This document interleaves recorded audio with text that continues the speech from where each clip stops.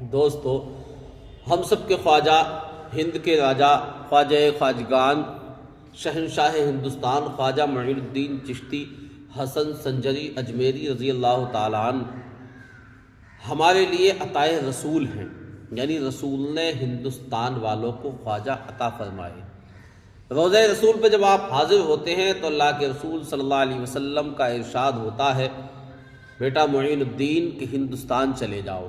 آپ ہندوستان تشریف لائے، ادھر خواجہ غریب نواز تشریف لا رہے تھے، ادھر سے شہاب الدین غوری کی فوج ناکام ہو کے جا رہی تھی۔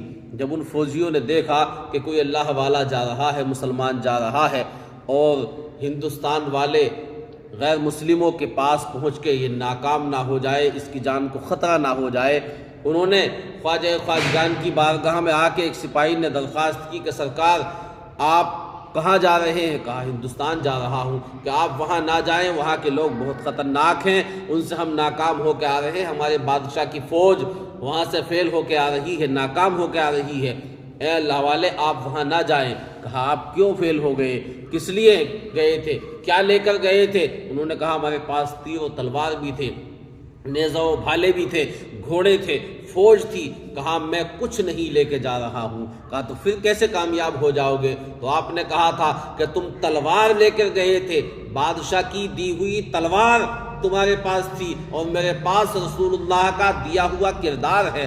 تمہیں تلوار پہ بھروسہ تھا، مجھے رسول کے کردار پہ بھروسہ ہے۔ تم تم زمین پہ حکومت کرنے کے لیے گئے تھے اور ناکام ہو کے آئے ہو، میں دلوں پہ راج کرنے کے لیے جا رہا ہوں۔ میرے راجہ، ہند کے راجہ، ہم سب کے خواجہ ہندوستان تشریف لائے اور دلوں پہ ایسا راج کیا کہ 813واں عرس پاک اس سال ہو رہا ہے۔ خواجہ نے ہندوستان آ کے ایسی کرن چمکائی، ایسا سورج طلوع کیا اسلام کا کہ آج جہاں جہاں انسان ہے وہاں وہاں ہندوستان میں مسلمان ہیں۔ تبھی کسی نے کہا تھا کہ ہند میں جس نے اسلام پھیلا دیا،